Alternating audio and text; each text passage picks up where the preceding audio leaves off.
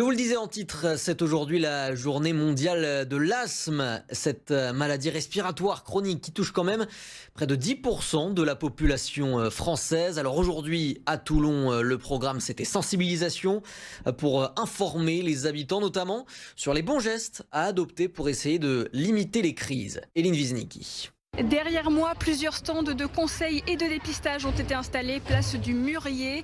Objectif, informer la population sur l'asthme, une maladie respiratoire chronique qui touche près de 10% de la population française. Tu vas inspirer fort et tu souffles fort et longtemps. Voilà. Au plus on dépiste tôt, au plus on arrive à contrôler cette maladie.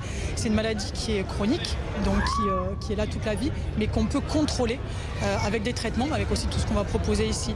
Donc l'enjeu, c'est de la dépister, de la traiter le plus tôt possible pour avoir une vie la plus normale possible. Donc éviter les crises qui peuvent occasionner éventuellement des hospitalisations, mais aussi favoriser le développement de l'enfant. Si un enfant est bien traité, il n'aura pas de séquelles ou de retentissement sur sa fonction respiratoire adulte.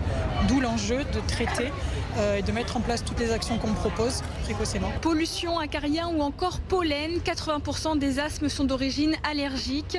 Plusieurs gestes simples peuvent permettre de réduire les crises au quotidien. On va donc expliquer aux personnes qui ont de l'asthme comment limiter l'irritation de leur voie respiratoire, au-delà bien évidemment de prendre leur traitement, chose primordiale, mais aussi en mettant en place à la maison des gestes de bonne pratique, aérer son logement et diminuer les polluants naturels, biologiques comme des acariens, les moisissures, mais aussi les polluants chimiques comme notamment les produits d'entretien. Difficulté à respirer, sifflement, bronchite et toux persistante, notamment la nuit.